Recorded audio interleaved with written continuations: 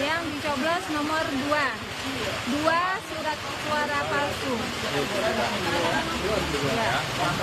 Nah, ini ya. Oke. Ini semuanya. Ya. Sudah tercoblos. Sudah tercoblos di PPS 01 Lemah Dhuwur Adiwarna Tegal. Ya, betul. 02. Saya belum nyoblos. Terjadi kecurangan. Makanya dibuka dulu sebelum langsung Semuanya itu dapat 5 suara, kartu suara dibuka dulu. Ya, dibuka Ya, dulu. dibuka. Gunung Gesan sudah tercoblos. Nongkesan. Nggak ada pemilu, nggak ada coblosan di Gunung Gesan. Kami nggak mengganggu. Kami nggak mengganggu, Pak. Ini TPS berapa ini? TPS 33 Bandar Selamat, Tembung. Ini masyarakat tidak boleh dikasih masuk. Ya, nggak boleh melihat hasil. Beginilah sedikit dari sekian banyak aduan masyarakat yang direkam menggunakan kamera handphonenya. Salah satu pengaduannya adalah surat suara yang sudah dicoblos duluan. Aduan ini terjadi di sejumlah TPS, salah satunya seperti di TPS 40 Kecamatan Marpoyan Damai Pekanbaru Riau. Terjadi juga di TPS 01 Lemah Dhuwur Tegal. Terjadi juga di Desa Karangpenang Sampang Madura. Sementara itu warga Bandar Selamat Kota Medan juga mengadu tidak boleh menyaksikan penghitungan suara karena dianggap mengganggu dan sudah ada Bawaslu yang mengawasi. Laporan-laporan warga mengenai dugaan kecurangan yang terjadi sepanjang pencoblosan ini telah disebar di media sosial dengan harapan bisa dipantau KPU dan Bawaslu agar segera ditindaklanjuti. Tim Liputan iNews melaporkan.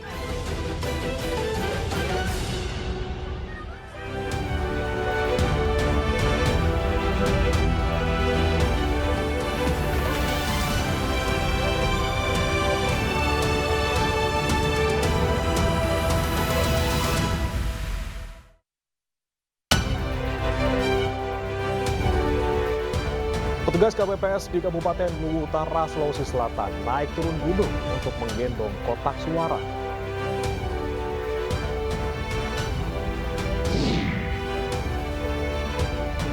Bawaslu Kota Tangerang Selatan memergoki panitia pemungutan suara membuka kotak suara sebelum rekapitulasi.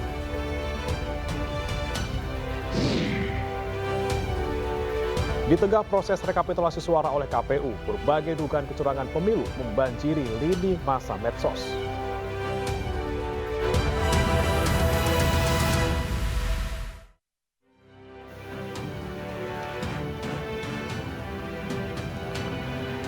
Halo, selamat sore pemirsa. Demikian tadi berita pilihan dalam iNews Sore bersama saya, Briaman Atenaya. Hari ini pemungutan suara susulan digelar di 14 TPS di Tangerang Selatan, Banten. Pencoblosan susulan digelar lantaran pada hari pemungutan suara sebelumnya, wilayah ini terendam banjir.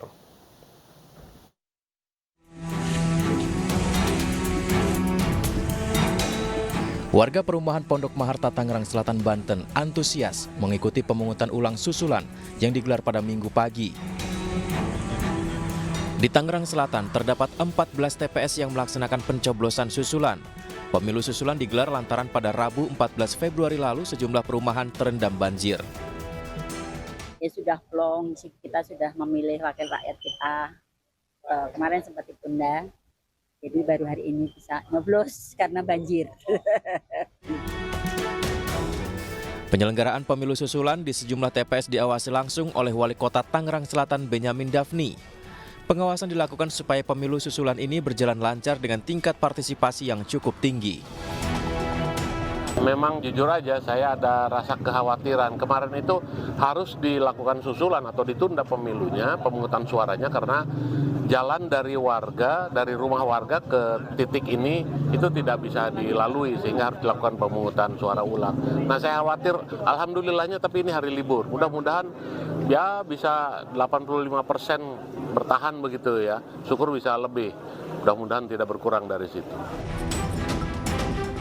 Meski melakukan pencoblosan susulan, namun warga berharap siapapun pemimpin yang terpilih nanti bisa amanah membawa Indonesia menjadi negara yang lebih baik lagi.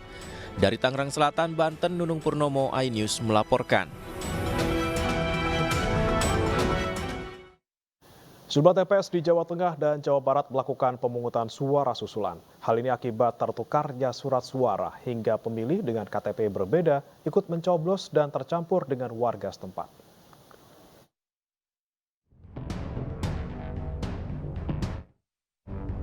Sejumlah daerah melakukan pemungutan suara susulan. Hari ini, 59 pemilih di TPS 17 di Kampung Carangpulang, Desa Cikarawang, Kecamatan Dramaga, Kabupaten Bogor, Jawa Barat, menggelar pencoblosan susulan. Hal ini diakibatkan tertukarnya 9 surat suara Dewan Perwakilan Rakyat Daerah di daerah pemilihan 4 dengan daerah pemilihan 3. Pemungutan suara susulan juga dilaksanakan di 4 TPS di Desa Susukan, Kecamatan Comal, Kabupaten Pemalang, Jawa Tengah. TPS tersebut adalah TPS 9, TPS 10, TPS 12, dan TPS 15, seluruhnya dalam satu desa susukan dengan lokasi berdekatan. Penyebabnya adalah pemilih dengan KTP yang berbeda, ikut mencoblos dan tercampur dengan warga desa susukan.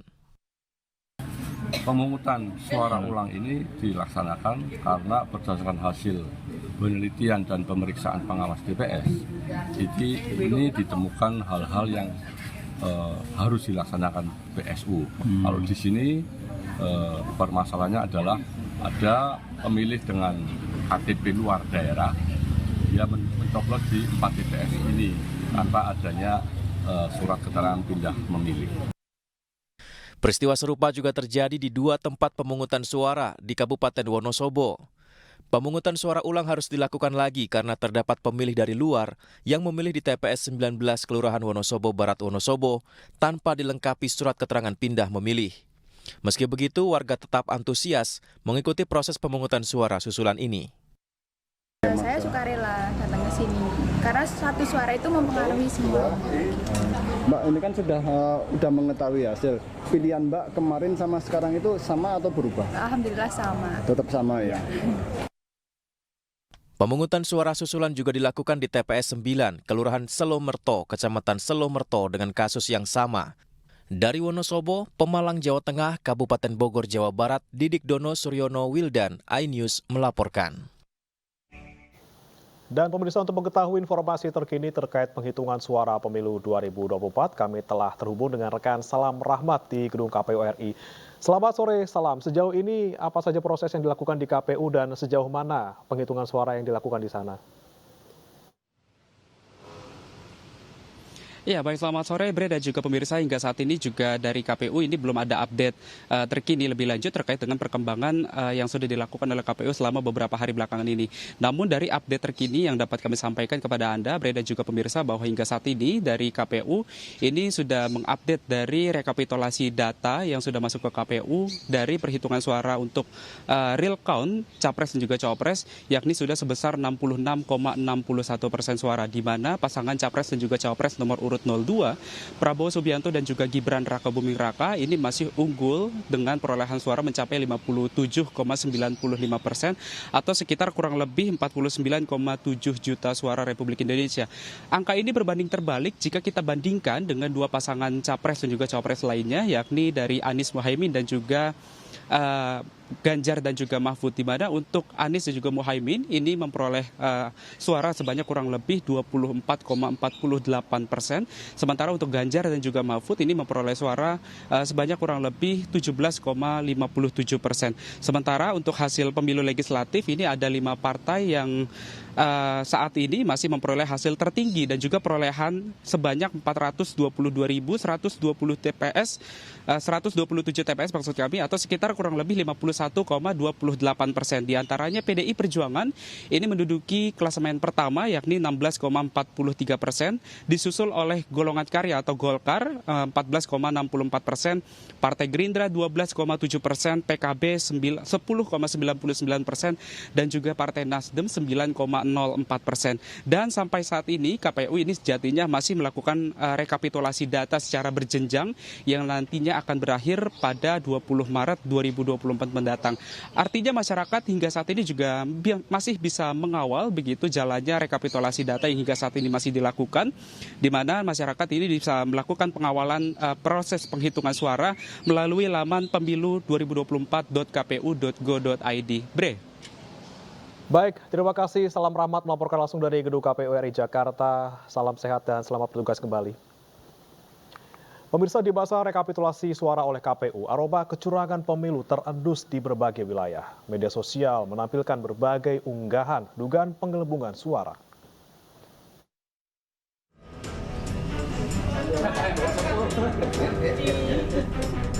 Di tengah proses rekapitulasi suara oleh KPU, berbagai dugaan kecurangan pemilu masif disuarakan.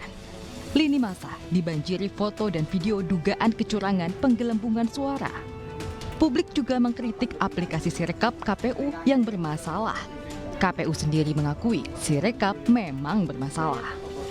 Di TPS 02 Desa Klenteng, Kecamatan Toroh, Grobogan, Jawa Tengah, viral hasil penghitungan suara melalui Sirekap yang dinilai tidak masuk akal karena memiliki perbedaan yang jomplang.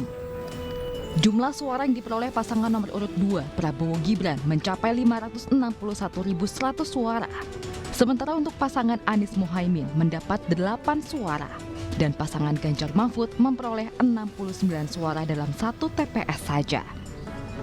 Pada waktu pemotretan di C hasil dari petugas Sirekap kami, itu saat akan mengirim atau mensubmit hasil foto C hasil, aplikasi itu muter terus dan tiba-tiba logout. Ketika kami ingin mengulangi memotret, tidak bisa. Ada semua. Ini ibu. Dugaan penggelembungan suara juga terjadi di TPS 2 Desa Akelemo, Cinga-Cinga, Kabupaten Halmahera Barat, Maluku Utara. Seorang saksi terpergok mencoblos 15 surat suara sisa.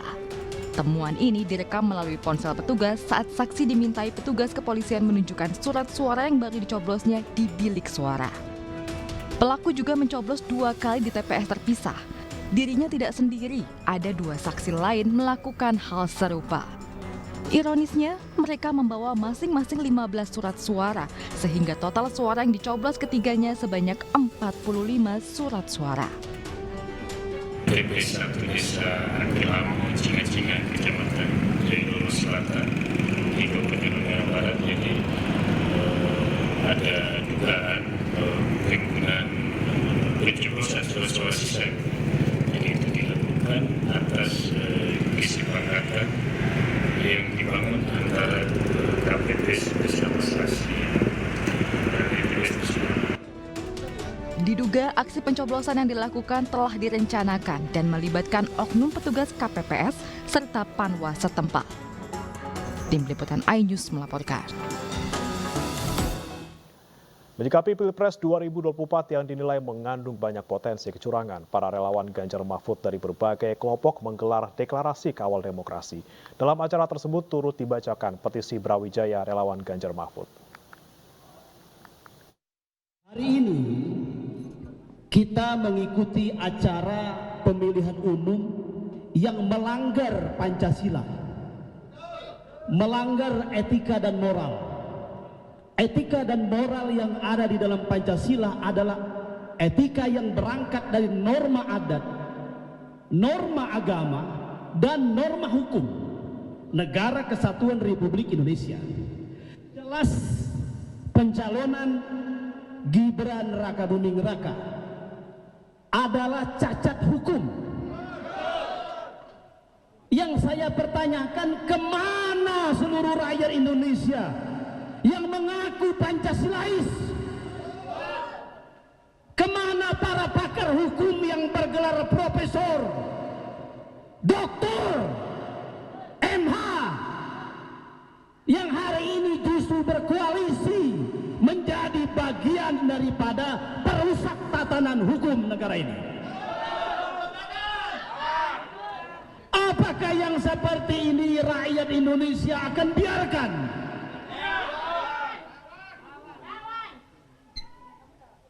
Ribuan korban ditambah dengan ratusan korban pemilu 2019 hari ini lebih parah dari 2019. Saya salah satu koordinator pemenangan Prabowo Sandi 2019 dengan pegang 4 provinsi. Bagaimana rasanya merasakan dicurangi? Dan hari ini ketika paslon 02 dimenangkan dengan hasil kecurangan, ini artinya negara ini lebih bobrok penyelenggara negara ini lebih bobrok.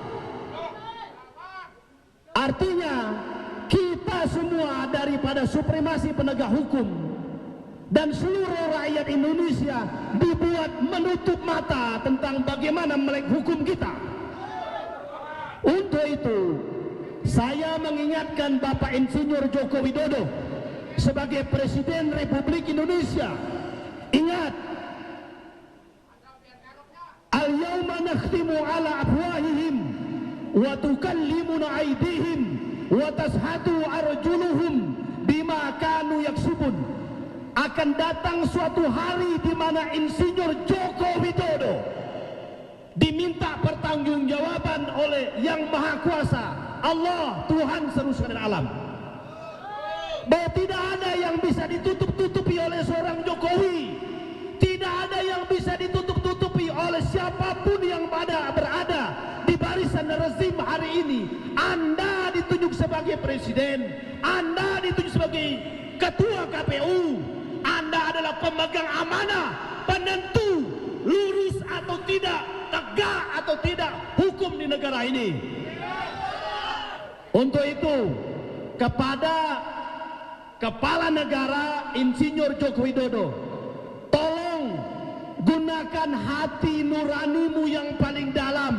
Ini bukan masalah menyikapi pelaksanaan terhadap tahapan proses pencalonan presiden dan wakil presiden hingga pelaksanaan perhitungan perolehan suara oleh setiap peserta calon presiden dan wakil presiden serta quick count yang didasarkan pada data Sirekap dalam kurung terjadinya penggelembungan suara terhadap paslon tertentu.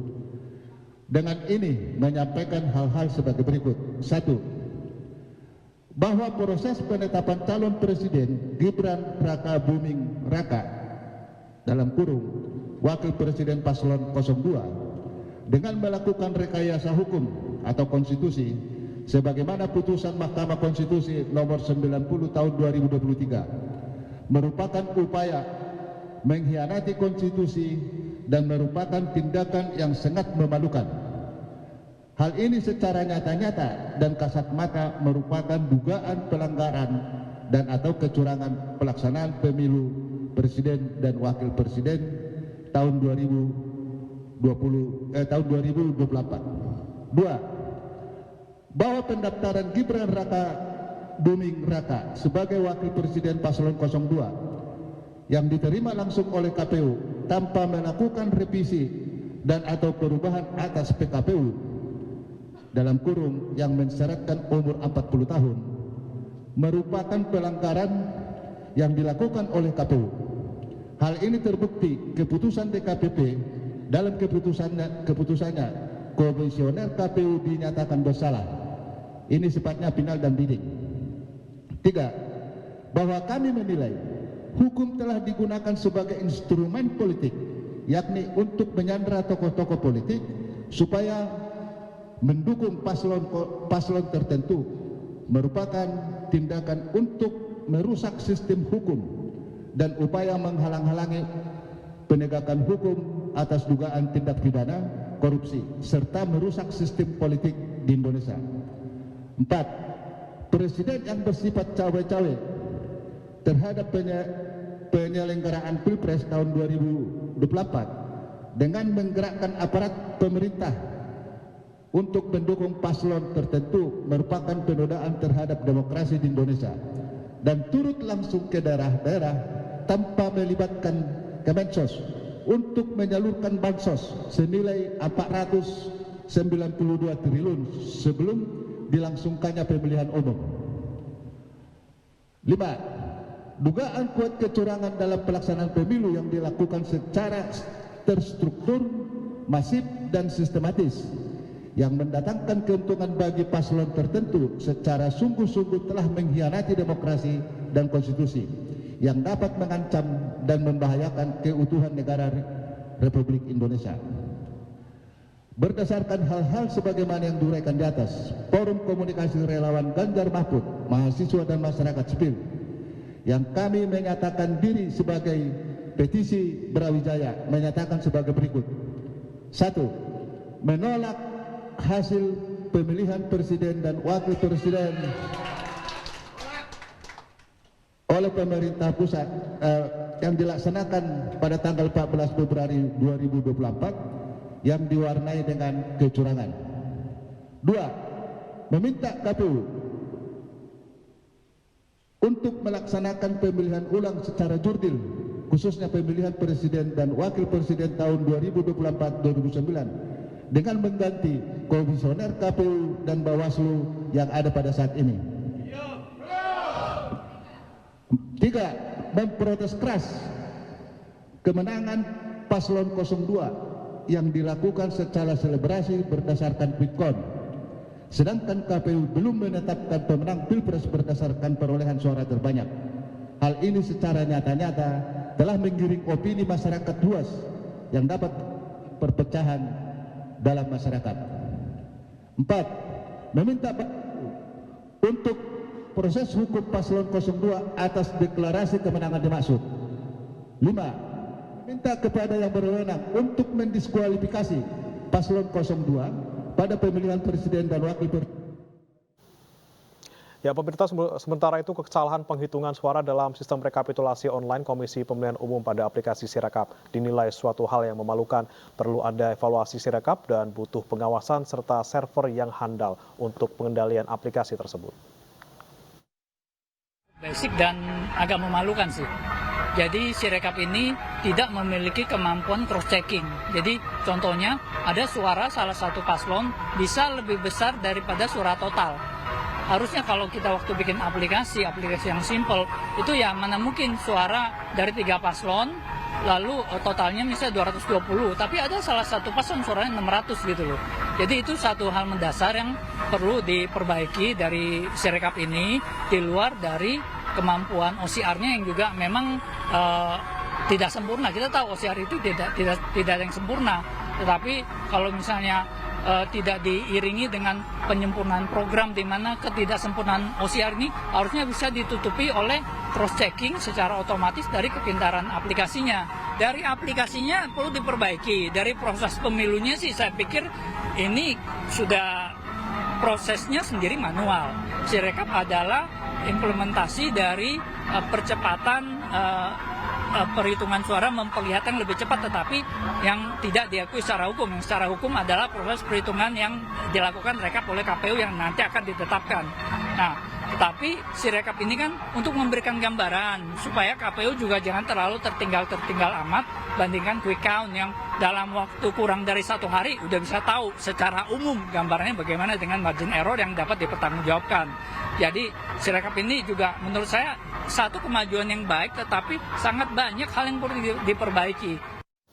Sejumlah masalah dilaporkan masyarakat dalam proses penyelenggaraan pemilu 2024. Ayu Sore akan kembali dengan informasi selengkapnya.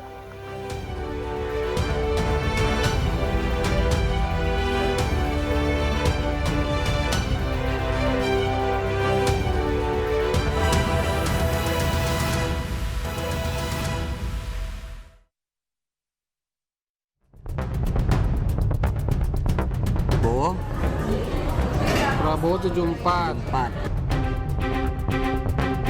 Ini memang 74 juga sih, tapi ditambah 8-nya ini. 748. Ya, ini 118. Prabowo 62. Ini 118, Prabowo 941. Mana?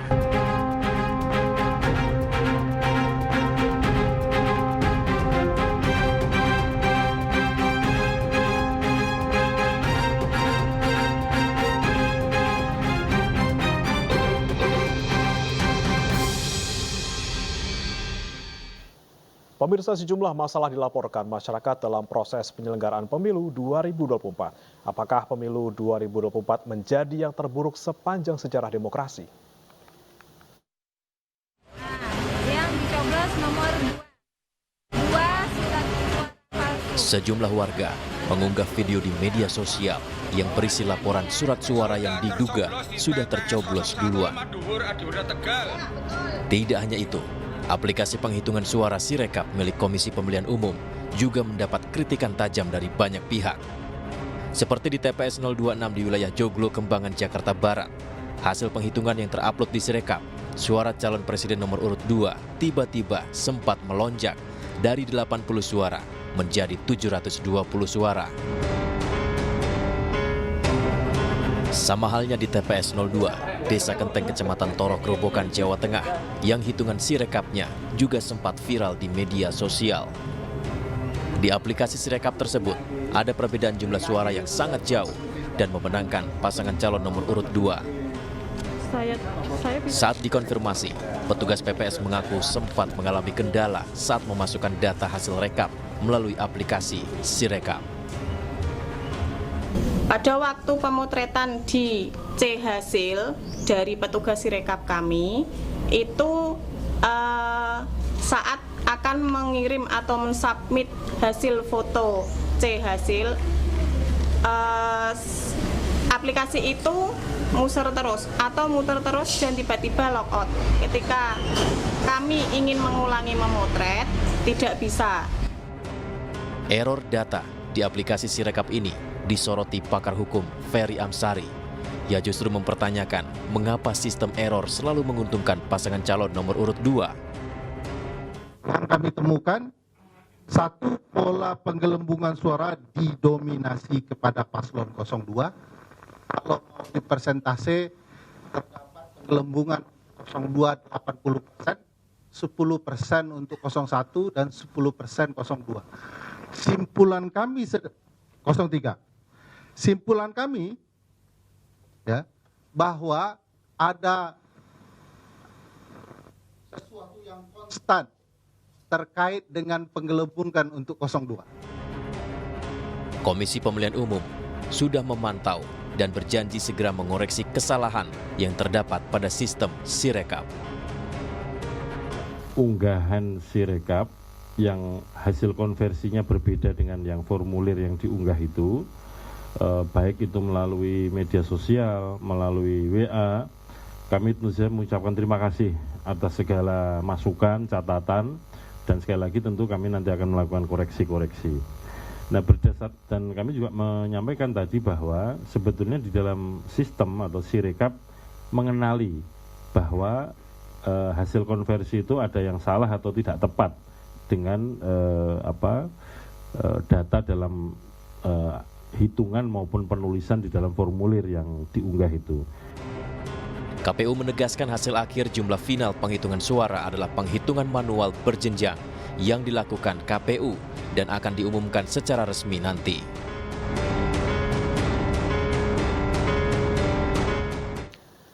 Dan untuk membahas informasi selengkapnya kami telah terhubung dengan pakar hukum tata negara Ferry Amsari dan Ketua Umum Projo Ganjar Haposan Sitomorang. Selamat sore Bapak-Bapak, terima kasih sudah bergabung bersama kami di iNews Sore. Sore Mas. Ya, saya ke Pak Ferry dulu. Pak Ferry, ini kan banyak sekali dugaan kecurangan pemilu yang dilaporkan dan ditemukan, mulai dari pendaftaran, kemudian pemungutan suara, penghitungan, sampai rekapitulasi yang tadi Anda sebutkan juga ada potensi penggelembungan suara untuk salah satu paslon di sistem Sirekap. Pak Ferry, apakah Anda menilai ini memang merupakan pemilu terburuk sepanjang sejarah demokrasi? Ya, alat ukurnya tidak saja harus di hari H dan setelah hari H ya, terutama input data, tetapi jauh mundur ke belakang dari mulai persiapan tahapan ini. Bahkan kalau kita pernah sampaikan dalam film Dirty Food, sudah dimulai ketika proses seleksi penyelenggara pemilu. Semuanya curang, begitu ya. Dan kita sudah jelaskan bentuk-bentuk kecurangan itu. Apa yang terjadi di saat input hasil itu sesungguhnya adalah ujung dari proses yang curang itu. Kekacauan timbul, tidak siapnya program yang diadakan oleh KPU dan hasil yang berantakan. Tapi saya mau mengatakan jangan kita terlena bahwa kecurangan ini hanya soal input data saja.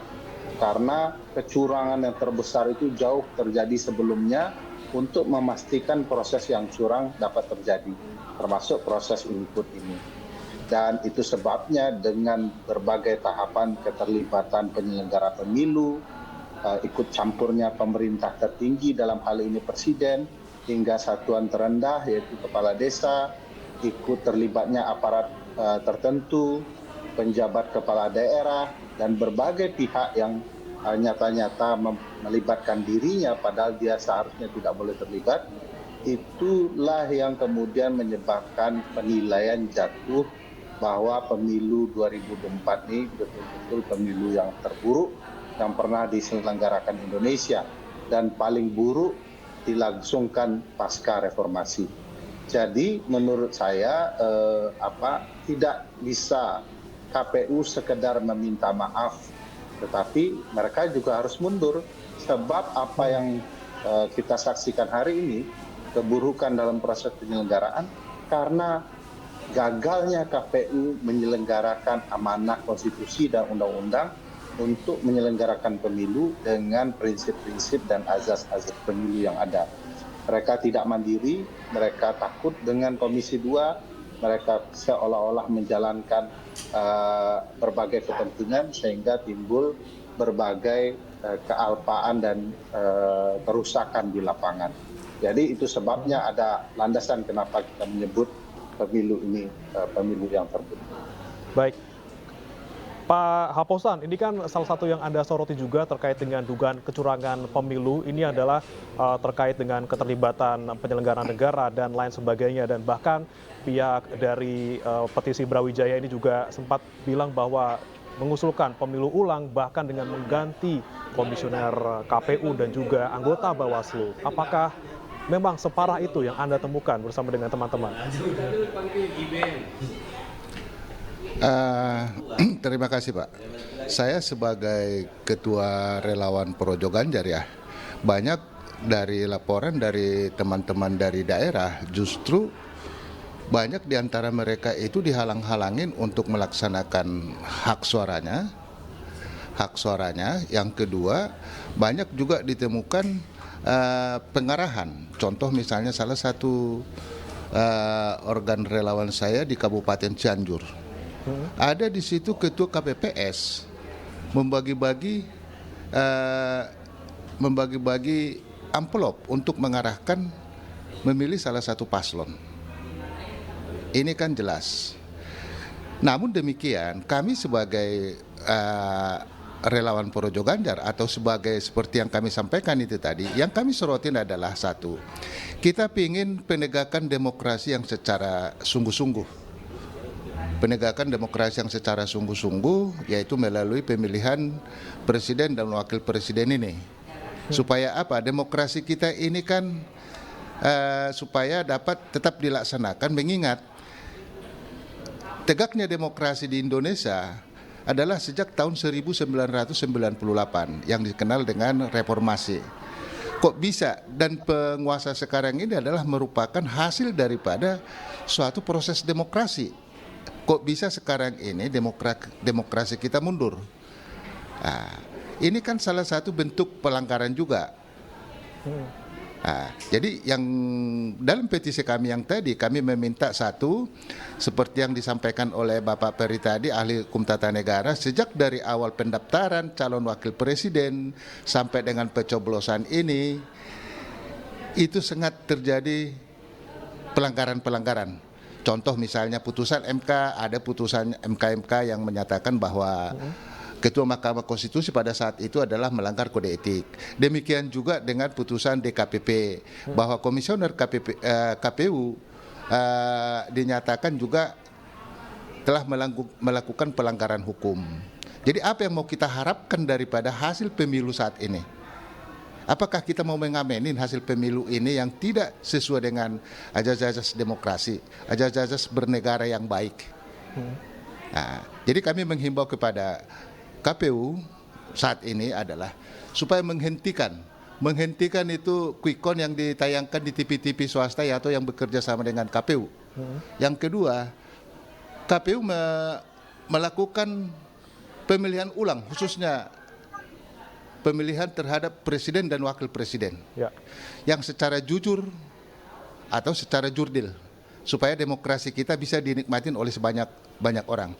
Kita malu dengan negara-negara lain, malu kita dengan negara-negara lain kok bisa kita mundur 30 tahun ke belakang. Ya. Itu mungkin yang bisa saya sampaikan. Ya, apakah memang Mas Ferry, ini apakah memang solusi untuk pemilihan ulang ini adalah satu yang memungkinkan? Apakah bisa dilakukan dalam waktu sekarang seperti itu, semuanya sedang berjalan proses pemilu, apa bisa langsung dihentikan, kemudian melakukan pemilihan ulang dan kemudian bahkan misalnya mengganti anggota KPU dan juga Bawaslu? Ya, semuanya ada basis argumentasi dan aturannya ya. Misalnya kalau terdapat pemilihan ganda sebagaimana disampaikan oleh Bawaslu bahwa telah terjadi 2.413 TPS yang melakukan pilihan ganda. Konsekuensi kecurangan seperti itu haruslah dilakukan pemungutan suara ulang, bukan pemilu ulang. Nah, bagaimana dengan pemilu ulang? Pemilu ulang tentu dampaknya akan luar biasa ya. Bahwa telah terjadi kecurangan yang TSM terstruktur, sistematis dan masif yang mempengaruhi hasil sehingga kemudian diperlukan pemilihan ulang.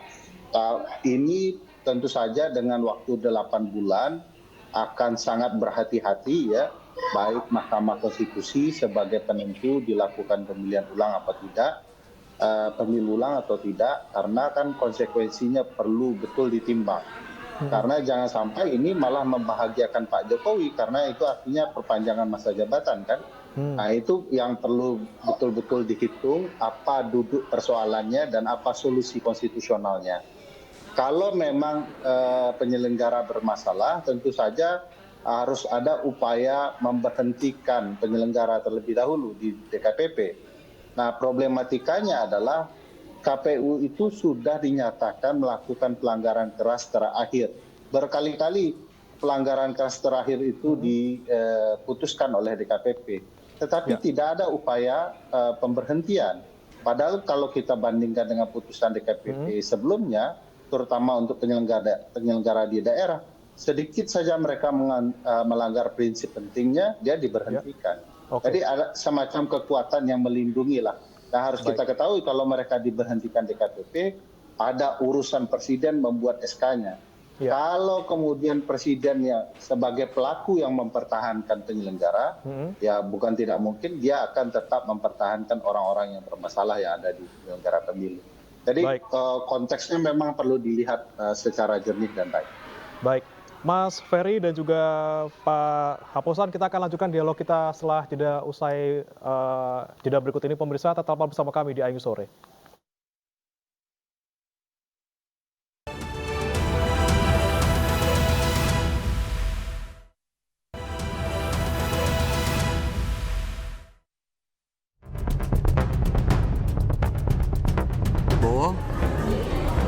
Prabowo 74.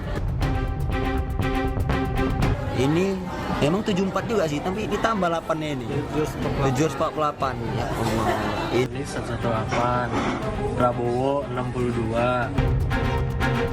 Ini 118, Prabowo 941. Mana?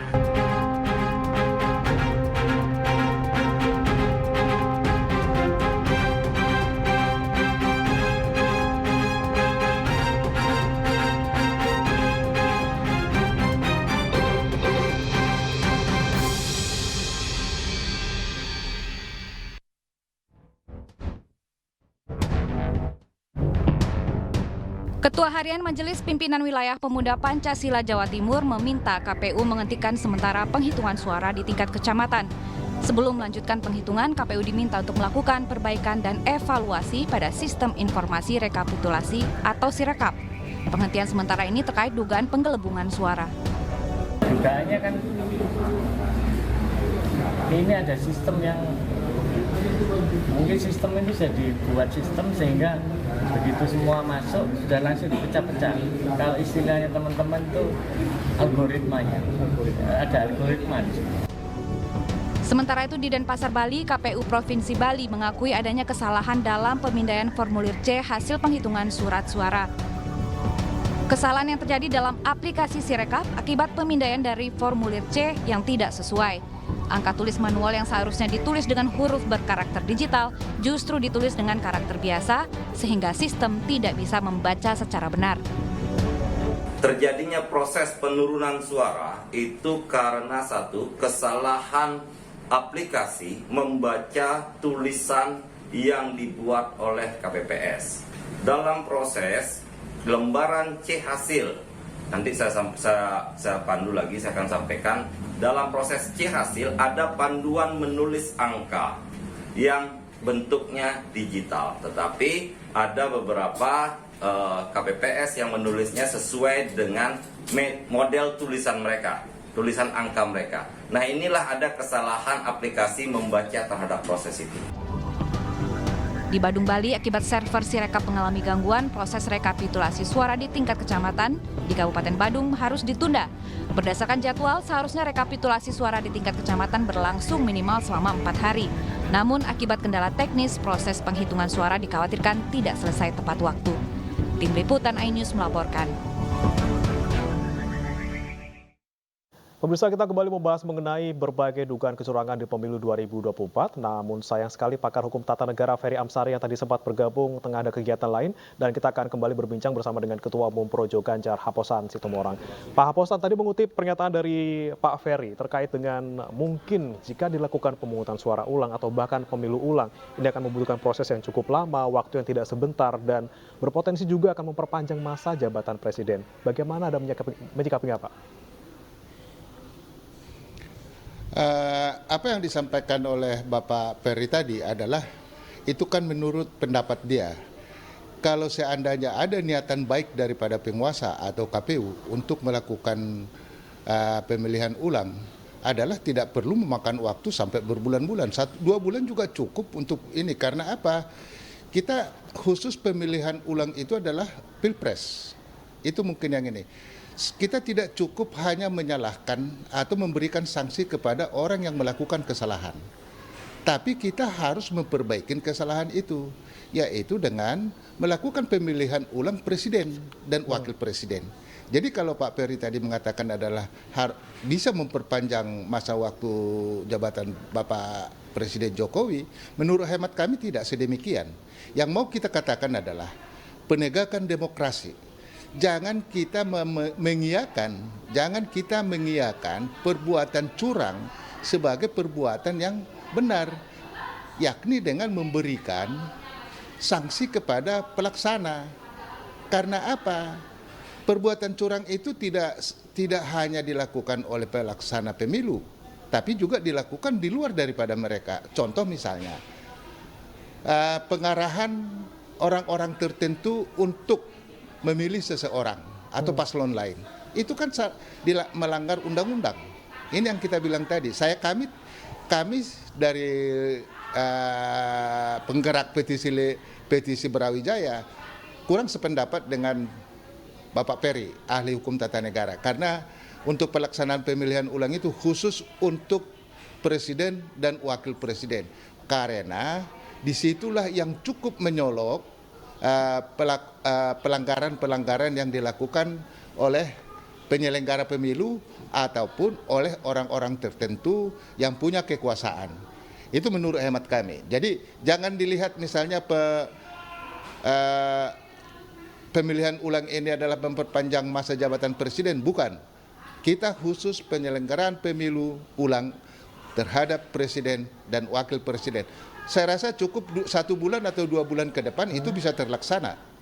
Dengan catatan, karena seperti misalnya Paslon 02 membuat deklarasi kemenangan dengan selebrasi di Senayan.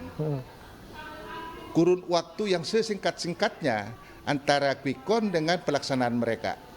Itu kan KPU belum mengumumkan siapa pemenang pemilu berdasarkan suara terbanyak. Tapi mereka sudah melakukan selebrasi kemenangan. Ini kan jelas-jelas adalah meracunin pikiran masyarakat dan menimbulkan pertentangan di dalam masyarakat.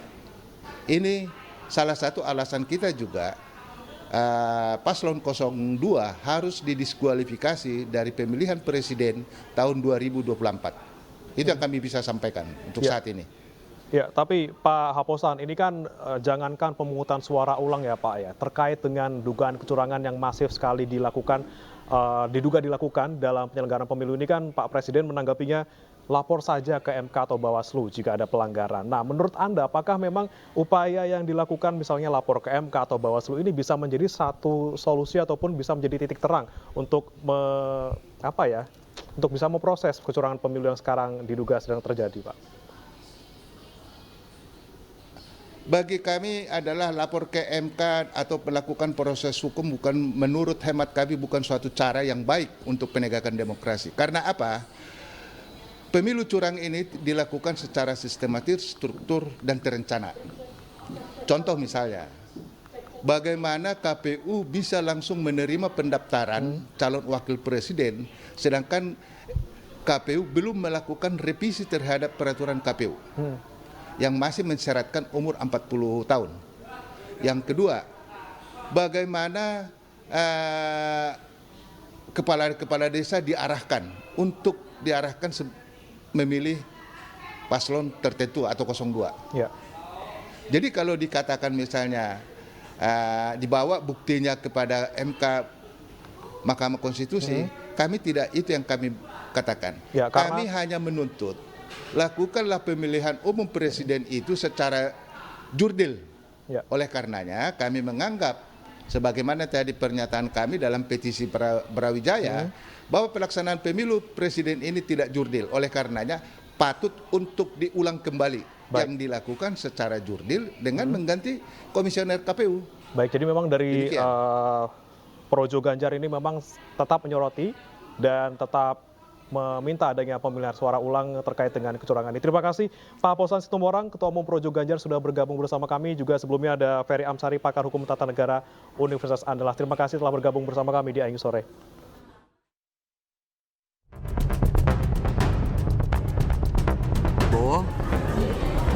Prabowo 74. Ini memang 74 juga sih, tapi ditambah 8-nya ini. 748. Ya Allah. Ini 118. Prabowo 62. Ini 118, Prabowo 941. Mana?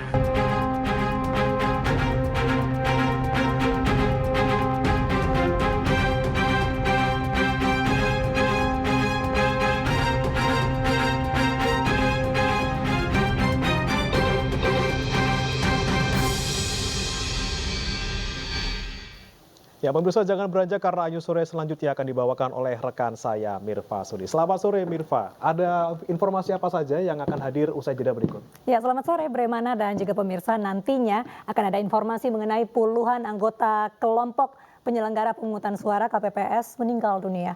Ayu Sore segera kembali usai jeda.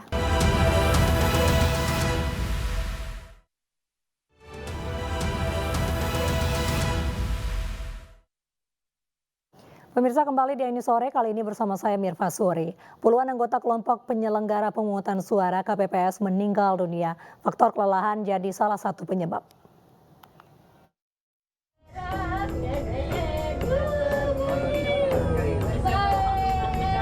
Beginilah suasana duka yang menyelimuti keluarga Antonio Silva Maya, lelaki berusia 54 tahun, warga desa Bawuho, Kecamatan Tasifeto Timur, Nusa Tenggara Barat.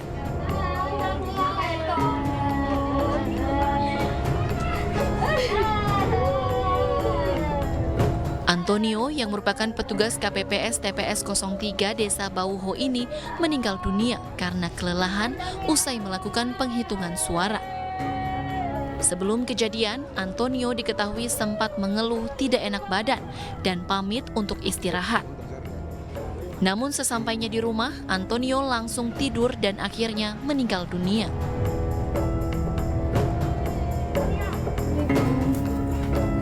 Sejumlah kerabat dan tetangga tak henti berdatangan ke rumah duka almarhum Suyitno di Desa Karanglewas, Kecamatan Kutasari, Purbalingga. Suyitno merupakan anggota Linmas yang ditemukan meninggal dunia di kamar mandi usai 2 hari menjalankan tugasnya di TPS 07 Desa Karanglewas. Diduga pria berusia 53 tahun itu meninggal karena kelelahan. pilpres? 12 waktu pertama berangkat. Oh, sebelum pencoblosan itu ya. Memang berapa hari ini memang harus sibuk foto. Kurang tidur juga ya capek. Terus ada riwayat mungkin Pak gitu. Terus pulang itu memang kondisi udah capek atau gimana Pak? Kondisi Capek. Terus main Ada keluhan nggak Bu seperti itu? enggak bilang ada keluhan apa-apa gitu. Selain mengalami kelelahan, Suyitno juga diketahui memiliki riwayat penyakit hipertensi. Berikut data anggota KPPS yang meninggal dunia pada pemilihan umum 2024 berdasarkan wilayah. Di Sumatera Utara ada 1 kasus, Sumatera Selatan terdapat 2 kasus, Riau 1 kasus, Sulawesi Utara 1 kasus, Banten 2 kasus, DKI Jakarta 3 kasus, Jawa Barat 5 kasus, Jawa Tengah 7 kasus, dan Jawa Timur sebanyak 5 kasus. Sementara penyebabnya pun beragam. Sebanyak 9 orang meninggal dunia akibat penyakit jantung. 8 orang meninggal dunia saat perjalanan menuju fasilitas kesehatan. 4 orang meninggal dunia akibat kecelakaan. 2 orang meninggal dunia akibat septic shock. Lalu 2 orang meninggal dunia tanpa komorbid. Kemudian 1 orang meninggal dunia akibat acute respiratory distress syndrome. Dan 1 orang meninggal dunia akibat hipertensi. Tim Liputan iNews melaporkan. Sementara itu hingga kini puluhan petugas penyelenggara pemilu di Kerinci Jambi jatuh sakit usai mengawal jalannya pemilu. Tidak hanya di Jambi pemirsa, di Majalengka sejumlah petugas masih dirawat di rumah sakit.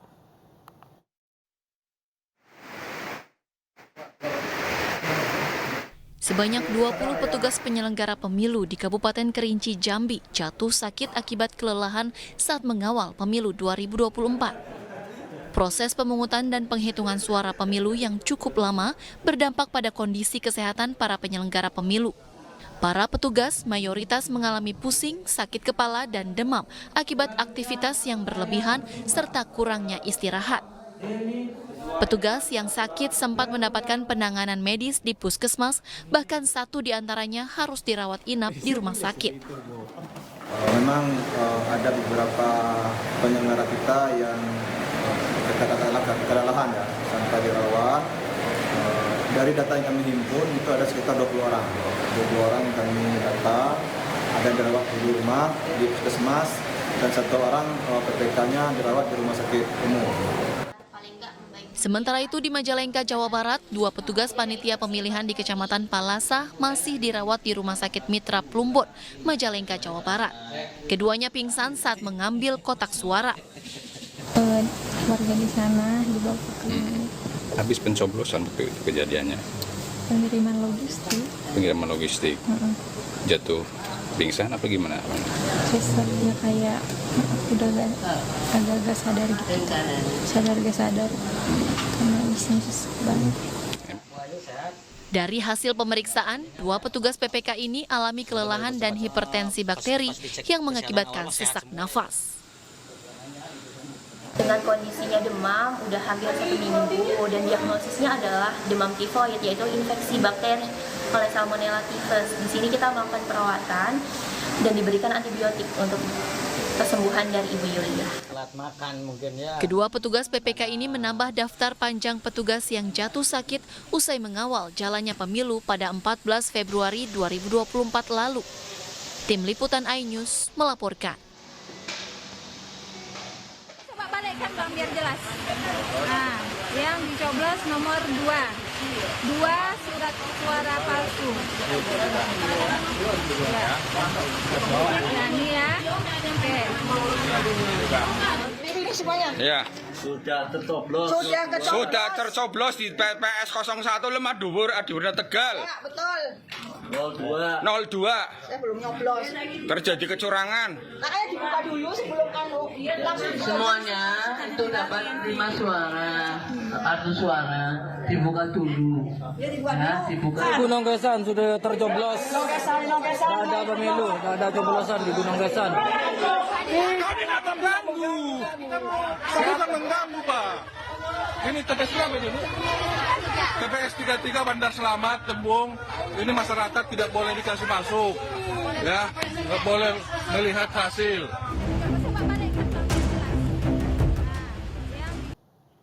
Seorang calon legislatif di Banyuwangi, Jawa Timur mengambil kembali tumpukan paving yang akan dipasang di jalan desa.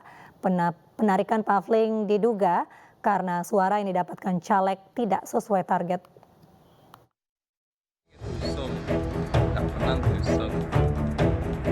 Sejumlah orang kedapatan mengambil kembali tumpukan pavling di Jalan Kenanga Dusun Panjen, Banyuwangi, Jawa Timur. Padahal pavling ini sebelumnya diberikan oleh calon legislatif dari salah satu partai. Awalnya caleg tersebut menyumbang pavling untuk perbaiki jalan desa tersebut. Namun setelah hari pencoblosan, perbaikan jalan di kampung ini tidak kunjung terwujud. Pasalnya, suara sang caleg di dusun tersebut tak sesuai target. Akhirnya pavling yang telah disumbangkan ditarik kembali. Meski jalan desa batal diperbaiki, namun warga tidak keberatan dan memaklumi sikap caleg tersebut. Tiba-tiba datang, terus saya tanya kapan masangnya, katanya setelah pemilu. Tapi nyatanya setelah pemilu diambil lagi. Kenapa? Katanya ya, caleg yang ngasih itu nggak jadi gitu loh Bu. Waktu pas paving datang kan ada apa itu namanya? Banner kan, ada banner namanya Burate. Padahal kondisi jalan di Dusun Panjen telah lama rusak, namun hingga kini belum pernah diperbaiki. Warga pun sempat menaruh harapan besar untuk perbaikan jalan desa tersebut. Dari Banyuwangi, Jawa Timur, Eris Utomo, iNews melaporkan. 5 tim sukses calon legislatif mendaftarkan diri ke RSUD Taman Sari, Jakarta. Mereka inisiatif mendaftar untuk konsultasi kesehatan mental setelah pemungutan suara pemilu.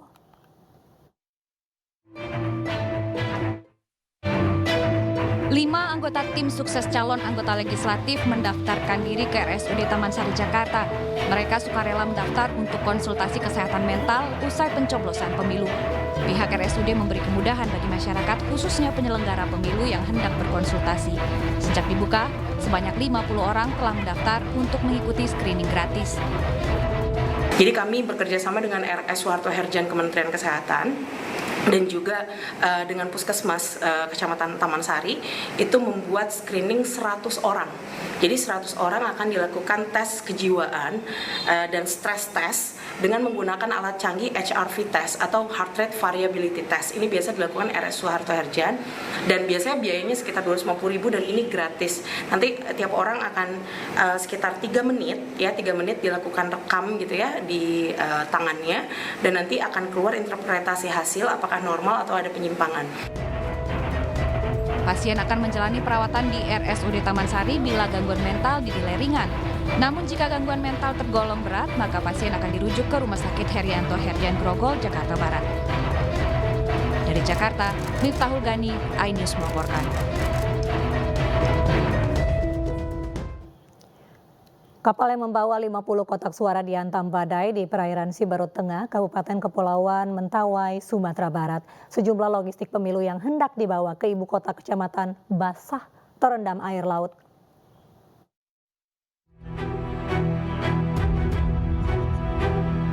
Sebuah kapal kayu pembawa logistik pemilu berupa 50 unit kotak suara dihantam badai di perairan Siberut Tengah, Kabupaten Kepulauan Mentawai, Sumatera Barat. Kapal dengan kapasitas mesin 40 PK gandeng 2 dengan panjang 12 meter ini tidak kuat melawan hantaman gelombang. Akibatnya 50 kotak suara dan peralatan elektronik seperti laptop terendam air laut. Kapal dengan awak 10 orang ini dihantam gelombang besar disertai angin dan hujan, membuat kapal terhempas ke hutan bakau. Tim SAR Mentawai yang menerima laporan langsung menuju lokasi untuk mengevakuasi menggunakan RIP. Seluruh penumpang itu berhasil terevakuasi dalam kondisi selamat di dermaga Saibi. Sementara terkait jumlah kotak suara atau surat suara yang tenggelam setelah dihantam gelombang tersebut masih dalam pendataan KPU setempat. Hari ini, sampai saat ini, teman-teman KPU Kabupaten Kepulauan Mentawai sedang melakukan investigasi seperti apa kira-kira detail kerusakan dan apa-apa saja yang dapat kita informasikan kepada publik. Bahwa ini adalah arus balik ya dari TPS ke tempat pengumpulan kotak suara itu, tentu jika sesuatu dan lain hal terjadi di sana, itu kita tetap mengacu kepada peraturan dan perundang-undangan. Tapi sejauh ini informasi dari Mentawai masih belum dikumpulkan. Jumlah logistik berupa 50 kotak suara dengan rincian 10 kotak suara berisi surat suara hancur total. Kotak suara hancur namun isinya utuh sebanyak 8 kotak suara. Kemudian kotak suara yang masih utuh 27 kotak. Kemudian 5 kotak suara lainnya hancur total namun salinan formulir C-nya masih utuh. Dari Kepulauan Mentawai, Sumatera Barat, Budi Sunandar, iNews melaporkan. Akses jalan belum memadai, petugas KPPS di Kabupaten Luwu Utara, Sulawesi Selatan berjalan kaki menggendong kotak suara. Mereka harus menembus hutan belantara, menempuh perjalanan sejauh 44 km.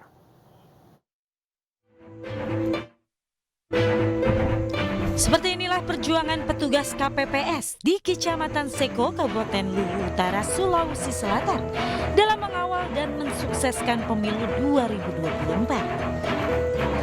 Dikawal oleh pihak kepolisian, mereka terpaksa berjalan kaki sambil menggendong kotak suara hasil pleno, naik turun gunung menembus hutan belantara sejauh 44 km selama 1,5 hari. Setelah menempuh perjalanan yang melelahkan, kotak suara ini akhirnya sampai ke perkampungan, kemudian diangkut dengan sepeda motor menuju kantor Kecamatan Seko. Proses pengangkutan dilanjutkan dengan sepeda motor menerjang akses jalan yang terjal.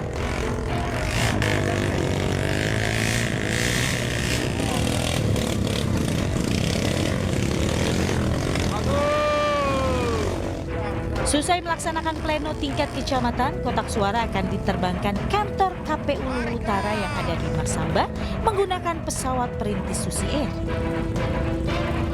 Setelah selesai melaksanakan tugas pengamanan sekaligus pengawalan kotak suara pemilihan pada tanggal 14 Februari 2024 yang mana hasil pemungutan suara telah berada semua di kantor PPK Kecamatan Seko. Diketahui surat suara ini berasal dari Desa Tirobali, Dusun Buah Kayu. Desa ini merupakan salah satu daerah terjauh dari ibu kota Kabupaten Luwu Utara dan hanya bisa diakses dengan berjalan kaki. Dari Kabupaten Luwu Utara, Sulawesi Selatan, Nasruddin Rubat, iNews melaporkan. Pengantaran logistik pemilu dari PPS ke PPK di Desa Bontomanai, Tompo Bulu, Maros, Sulawesi Selatan berlangsung dramatis. Petugas harus berjalan kaki puluhan kilometer dengan medan yang berbahaya.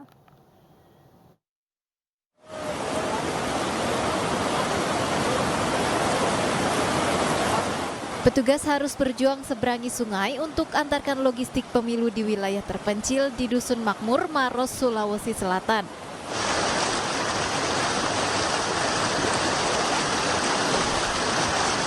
Logistik pemilu pun harus dibawa dengan dipikul dan berjalan kaki sejauh puluhan kilometer. Langkah ini ditempuh lantaran sepeda motor yang seharusnya digunakan rusak di tengah jalan. Selama perjalanan, petugas harus ekstra hati-hati demi menjaga logistik sampai ke PPK. Seluruh logistik hasil pemilu ini lalu disatukan dengan logistik surat suara lainnya yang ditempatkan di kantor Kecamatan Tompo Bulu. Keputusan kita bersama, kita harus lewat sungai karena kalau kita kembali ke medan itu kita memakan waktu 6 sampai 7 jam. Kendalanya itu Pak, licin, arusnya deras. Sementara itu, berdasarkan data Dinas Kesehatan Pemkab Maros, ada 200 petugas TPS dan pengamanan yang tumbang akibat kelelahan. 10 diantaranya terpaksa dirawat di rumah sakit. Dari Kabupaten Maros, Sulawesi Selatan, Wahyu Ruslan, iNews melaporkan. Badan Pengawas Pemilu Kota Tangerang Selatan memergoki panitia pemungutan suara membuka kotak suara sebelum rapat pleno dilaksanakan. Selengkapnya di iNews sore sesaat lagi.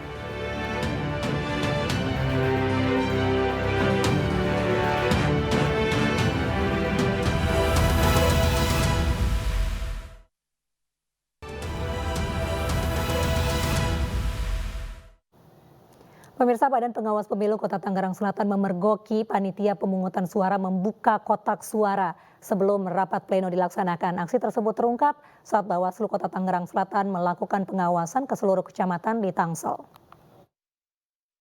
Bukain kotaknya. Kenapa? Kan rekapnya belum selesai. Ya, tapi kan ini udah di sini.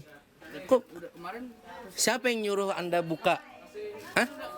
sudah persetujuan sama Panwas, sama PPK, sama saksi juga. Iya. Buat sirekap ya kan, karena sirekapnya Kan belum dihitung. Kok bisa dibuka? Siapa yang...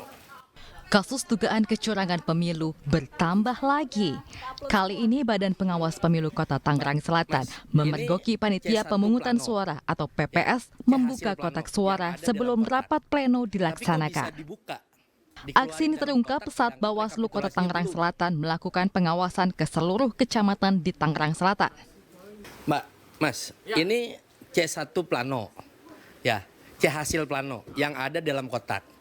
Tapi kok bisa dibuka, dikeluarin dalam kotak sedangkan rekapitulasinya belum?